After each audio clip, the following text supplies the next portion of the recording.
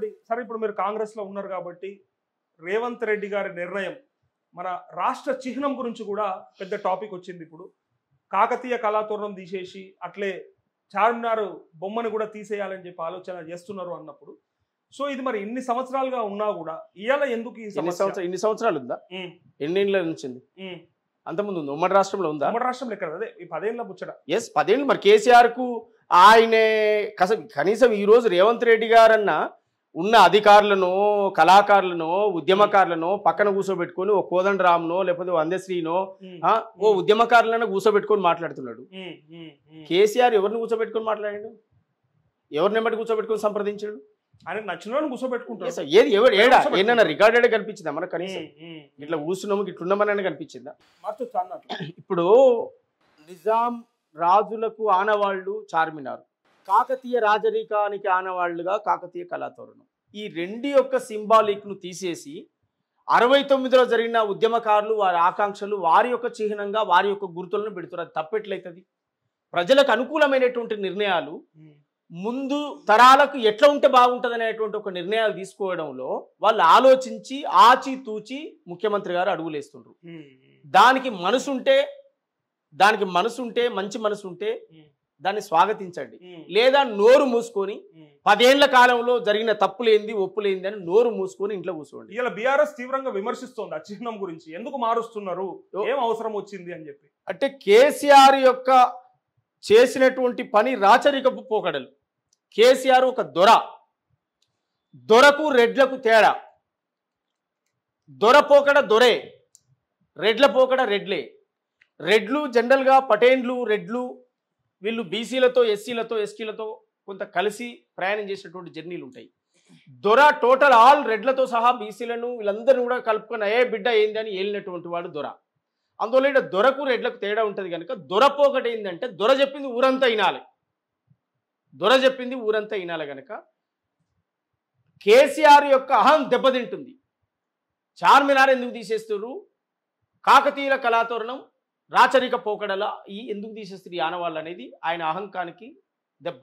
69 ఉద్యమకారుల యొక్క ఆనవాళ్ళు ఉండాలి అని చెప్పడము ఇది ప్రజాస్వామ్యానికి పునాదే కదా. 69 ఉద్యమకారుల యొక్క సంకేతాలు వారి చిహ్నాలు ఉండాలని పెట్టడము ఇది ఉద్యమాన్ని ప్రేమించినట్టేగా లెక్క, అవునా? అందువల్ల దీన్ని మేము స్వాగతిస్తున్నాం. తెలంగాణ ప్రజలకు అనుకూలంగా ఎన్ని మార్పులు జరగాలనో అన్ని మార్పులు జరిగినా తప్పే లేదు. ప్రజాస్వామ్యానికి పునాది రాళ్లు పడే విధంగా పరిపాలన కొనసాగితే అది అద్భుతమే. ఎంతకంటే ఇంకేం కావాలి? రాచరిక పోకడలు వద్దు, ప్రజాస్వామ్యం కావాలి. రాచరిక పోకడలు వద్దు, ఉద్యమకారుల యొక్క ఆకాంక్షలు నెరవేరాలి. రాచరిక పోకడలు, దొరల నియంతృత్వ పరిపాలన వద్దు, ప్రజాస్వామ్యంగా పాలించేవాడు ప్రజలకు అందుబాటులో ఉండాలని జరుగుతుంది. తప్పెట్లయితుంది? సెక్రటరియట్ ముఖం ఎవడన్నా చూసిండా? ఎవరినైనా కల్పించిండా? ఏ రోజన్నా ముఖ్యమంత్రి మంత్రులకు ఎమ్మెల్యేలకు సమయం ఇచ్చిండా? ముఖ్యమంత్రి అనుకుంటే కలిసిండు తప్ప ఏ రోజన్నా ఎమ్మెల్యే అనుకొని పోయాల ముఖ్యమంత్రిని కలుస్తానికి కలిసిన రోజులున్నాయా? ఇవాళ అది జరుగుతుంది. అది చూడలేక ఓర్వలేక అనేక విమర్శలు చేసేటువంటి వాళ్ళు ఉన్నారు. అవి పట్టించుకోవాల్సినటువంటి అవసరం. కానీ ఇక్కడ సోమన్న, ఈ ప్రశ్న నీకు కూడా బాధ అనిపిస్తుంది. ఇప్పుడు అట్లాంటి నియంతృత్వ పోకడలున్న కేసీఆర్ ముందు, దొర ముందు నీ తల వంచి కండువా కప్పుకున్న నాడు నీ ఆత్మ ఎంత క్షోభించుంటుంది? లేదంటే నిజంగా అమ్ముడు పోయిందా సోమన్న అంటే దీనికి సమాధానం ఏం చెప్తాడు సోమన్న? ఒక్కటి గుర్తుపెట్టుకోండి బాగా మీరు. వయసు పరంగా వచ్చినప్పుడు నాకు తండ్రి సమానుడు. ఈడ కులము దొర అనే కాసేపు పక్కకు పెడితే ఏజ్ పరంగా వచ్చినప్పుడు నాకు తండ్రి సమానుడు. నా తండ్రి కంటే ఏజ్లో పెద్దవాడు. నేను ఒక తండ్రి అనుకొని నేను నమస్కరించడం తప్పు కాదు. పాలసీని వ్యతిరేకించడం వేరు. పెద్దవాడు కనపడడం చెప్పి పోయి దండం పెట్టి గౌరవించడం వేరు. దీన్ని చూసే తీరును బట్టి ఉంటుంది. కేసీఆర్కు నాకు వ్యక్తిగత వైరుధ్యం నేను గతంలో చెప్పినా ఇప్పుడు చెప్తున్నా మళ్ళీ చెప్తున్నా. వ్యక్తిగత వైరుధ్యాలు వ్యక్తిగత పంచాదులు కావు. ఒక పాలసీని ఆయన అమలు చేసినప్పుడు ఆ పాలసీ సరిగా అమలు కానప్పుడే మేము విమర్శించినాం. ఆ పాలసీ అమలు కావట్లేనప్పుడే మేము మాట్లాడినాం. ఇవాళ అదే పార్టీలో చేరినవన్నీ మీరు మాట్లాడుతున్నప్పుడు అదే పార్టీకి మేము ఒకనాడు ఊడిగం చేసినాం. అదే పార్టీ జెండాను ఊరుకు మోయడానికి మేము కారకులమైనాం. అదే పార్టీ ఊళ్ళల్లోకి పోయినప్పుడు అదే పార్టీని గ్రామాన జెండా పండుగలు చేసి ఎగిరేసినప్పుడు ఆ పార్టీ జెండా వస్తే తెలంగాణ వస్తుందని మేము పాటలు పాడిన చరిత్ర మాకుంది. మేము పార్టీ సరే అప్పుడున్న పరిస్థితుల్లో పార్టీ మారడం రైటా రాంగా అనే కాసేపు అది నీ వ్యక్తిగత చర్చ విషయం, పక్కకు మీ పెడితే వ్యక్తిగత స్వేచ్ఛ yes, నేను అదే మారడం. చెప్తున్నా. ఒక తండ్రి సమానుడు కనపడ్డాడు, నమస్తే అని చెప్పి పోయి దండం పెట్టడం, ఆశీర్వాదం తీసుకోవడం తప్పు కాదు. కానీ పాలసీ విధానానికి వచ్చినప్పుడు ఎస్ బరాబర్, నువ్వు దొరవే, నీ అహంకారాన్ని ఖచ్చితంగా వ్యతిరేక. కానీ మిమ్మల్ని అభిమానించే అభిమానులందరి తరపున అట్లే ఈ దొరకి వ్యతిరేకంగా మీరు చేసిన ఉద్యమాన్ని ప్రేమించిన ప్రేమికులందరి తరపున ఒక ప్రశ్న ఏంటిదంటే, మా అందరి తలకాయలు తీసుకుపోయి, మా అందరి ఆత్మగౌరవం తీసుకుపోయి సోమన్న కేసీఆర్ కాళ్ళకాడ పెట్టిండు అని వాళ్ళని మిమ్మల్ని ఒక ప్రతినిధిగా ఊహించుకున్నారు. మీరు వాడిన పాటలు కావచ్చు, మీరు చెప్పిన మాటలు కావచ్చు, మీరు ఇచ్చినటువంటి స్పీచ్లు కావచ్చు, వాటన్నిటిని గమనించి మా అందరికీ సోమన్న ప్రతినిధి అన్నట్టుగా చూసిరు. అలాంటి సోమన్న అక్కడ అట్లా వంగేసరికి మా అందరి తలలు కూడా కేసీఆర్ కాడ పెట్టిండు అనే ఒక భావనకు వచ్చారు. కాబట్టి ఈ బాధతో అన్నటువంటి మాటలు మీ ముందర పెడుతున్నా, వాళ్ళకి ఏం సమాధానం చెప్తారు? మీరు ఇంతమంది అన్నారు, లేదు అది రాంగు, చాలా మంది బాధపడ్డారు. ఒక్కటి బాగా గుర్తుపెట్టుకోవాలి, నేను మావోయిస్ట్ పార్టీలో లేను, నేను కమ్యూనిస్ట్ పార్టీలో లేను, పక్కా పవర్ పాలిటిక్స్ బూజో పార్టీలలో ఉన్నాం, పెత్తందార్ పార్టీలలో ఉన్నాం. ఇది ఎవడు అవునన్నా కాదన్నా ఒప్పుకోవాల్సిందే. అలాంటి పార్టీలలో కొనసాగుతున్నాం మేము. సహజంగా పలకరింపు సహజమే, కౌగలింతలు సహజమే, చేయి కరాచలనాలు సహజమే, ఇంకంతకు ముందుకు ఇంకెక్కువ ముందుకు పోతే ఆశీర్వాదాలు కూడా సహజమే. దాన్ని పెద్దగా చూడాల్సినటువంటి అవసరం లేదు. సోమన్న పోయి ఒక పెద్ద మనిషి కలిస్తే పోయి దండం పెట్టినంత మాత్రాన దండం పెడితే కిరీటం పడిపోయి ఏదో కొత్త కిరీటం రాలేదు, పెట్టకపోతే నేనేదో ఇదైపోయి కూర్చుని అంతకంటే కాదు.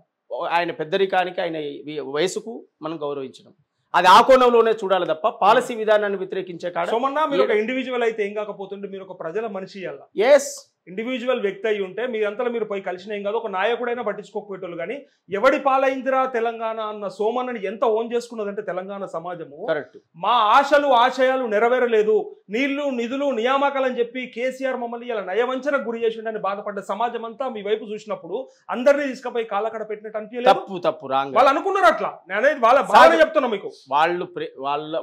ప్రేమ గుర్తించండి, మీరు వాళ్ళ మీద అది అనుకోకండి, ప్రేమ గుర్తించండి. నేను ప్రజలను, నన్ను అభిమానించే వాళ్ళను ఏ రోజు తప్పు పట్టలేదు, జీవితంలో తప్పు పట్టను. నేను నడిచేదే వాళ్ళ కోసం, నన్ను అభిమానించే వాళ్ళ కోసం. కానీ ఎవడో ఒకడు విమర్శించి ఎవడో ఒకడు మాట్లాడిన ఉంది నేను పట్టించుకోను.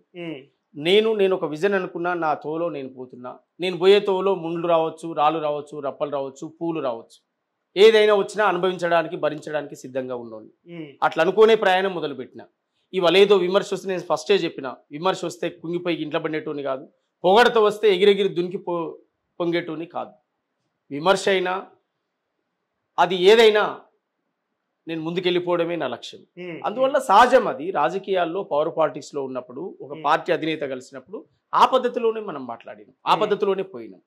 మనం ఒక ప్రజా గాయకుడిగా ఒక ప్లాట్ఫామ్ మీద ఉండి ఆ పాలసీని వ్యతిరేకిస్తున్నప్పుడు వ్యతిరేకిస్తూనే మాట్లాడినాం. అర్థమైందా? నా పాత్ర మీరు తప్పుపడుతున్నారు. నా పాత్రను ఏ పార్టీలో ఏ వేదిక మీద ఉంటే ఆ వేదిక యొక్క విషయాన్ని నేను మాట్లాడుతున్నా అని చెప్పిన. అది నా బాధ్యత, నా ఎజెండా అది. నేను నీ పార్టీ యొక్క కండువ కప్పుకొని నీ ఛానల్లో, ఉదాహరణకు చెప్తాను, నీ ఛానల్లో ఇంటర్వ్యూ ఇచ్చుకుంటూ నేను ఇంకో ఛానల్లోని పొగిడితే నీకేమనిపిస్తుంది? నేను నీ ఛానల్ విషయమే మాట్లాడగలను, నా కృతజ్ఞత కదా అది. దాన్ని ఎందుకు ఆలోచిస్తలేవు? ఒక పార్టీ నుంచి ఇంకో పార్టీకి మారిండు, ఆ పార్టీ మారినప్పుడు ఆ పార్టీ యొక్క నాయకుడు అనేటువంటి మాట ఎందుకు ఆలోచిస్తలేవు? దాన్ని ఇంకో కోణంలో ఎందుకు చూస్తున్నావు? రాజకీయ పార్టీ కదా. ఇంకొక వర్షన్ కూడా ఉంది, ఈ పార్టీలు మారనులు ఎవరున్నారు? అది రాజకీయ పార్టీ కాదా? ఏదైనా ఈజీగా ముఖ్యమంత్రి ఎక్కడి నుంచి వచ్చిండు? ఈ రాష్ట్రానికి తొలి ముఖ్యమంత్రి ఎక్కడి నుంచి వచ్చిండు? టీడీపీ నుంచి వచ్చాడు. ఇప్పుడున్న ముఖ్యమంత్రి ఎక్కడి నుంచి వచ్చిండు? టీడీపీ నుంచి వచ్చాడు. రాష్ట్రానికి ముఖ్యమంత్రులే కాంగలేంది. నేను అడిగేది అదే. మళ్ళీ ఈ బడుగుల మీదనేనా ఈ దాడి అనేది? సబ్స్క్రైబ్ చేయండి. Please do subscribe to Please like, share and subscribe to top Telugu TV. Top Telugu TV. Top Telugu TV.